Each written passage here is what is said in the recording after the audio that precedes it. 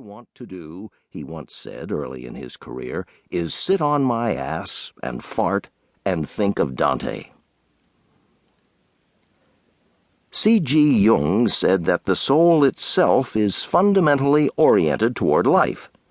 The soul, he said, is the archetype of life, while the search for meaning or the quest for higher consciousness has some other root. The soul finds its home in the ordinary details of everyday life, and doesn't in itself have an urgent need for understanding or achievement. James Hillman, Jung's unorthodox follower, picks up on Jung's distinction between soul and spirit, saying that soul resides in the valleys of life and not on the peaks of intellectual, spiritual, or technological efforts. In his essay on this theme, Peaks and Vales, Hillman writes that the soul is the psyche's actual life, including the present mess it is in, its discontent, dishonesties, and thrilling illusions. Something in us, tradition calls it spirit, wants to transcend these messy conditions of actual life to find some blissful or at least brighter experience, or an expression of meaning that will take us away intellectually from the quagmire of actual existence. When the soul does rise above the conditions of ordinary life into meaning and healing, it hovers closely and floats. It doesn't soar. Its mode of reflection is reverie rather than intellectual analysis, and its process of healing takes place amid the everyday flux of mood, the ups and downs of emotions, and the certain knowledge that there is no ultimate healing. Death is an eternal presence for the soul. By definition, the soul is attached to life in all its particulars. It prefers relatedness to distancing.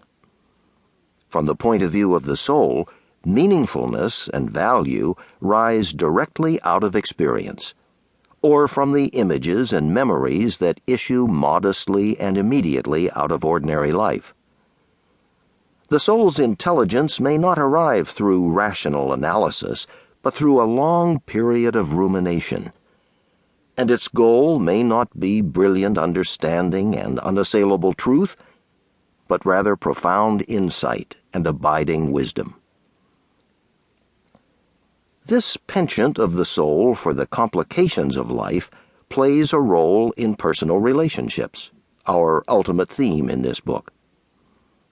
Relatedness means staying in life, even when it becomes complicated and when meaning and clarity are elusive. It means living with the particular individuals who come into our lives, and not only with our ideals and images of the perfect mate or the perfect family.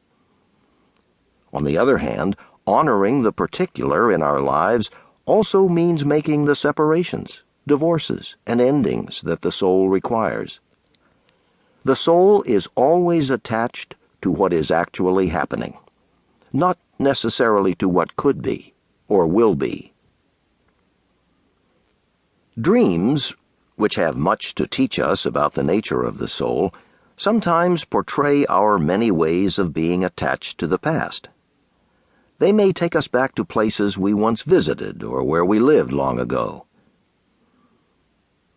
A dreamer may begin telling his dream by saying, "I was in the bedroom of the house where I grew up, and some of my favorite dolls were gathered around me."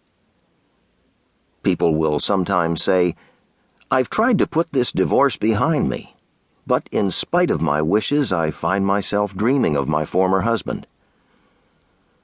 The soul is inclined toward the past rather than the future, toward attachment to people, places, and events rather than detachment, and so it is not quick to move on. In outer life, we may leave a person or a place, but in memory and dream, the soul clings to these former attachments. Care of the soul requires that we respect these apparently natural, if paradoxical, tendencies. If our dreams keep us attached to people we'd rather let go of, then we could take the lead.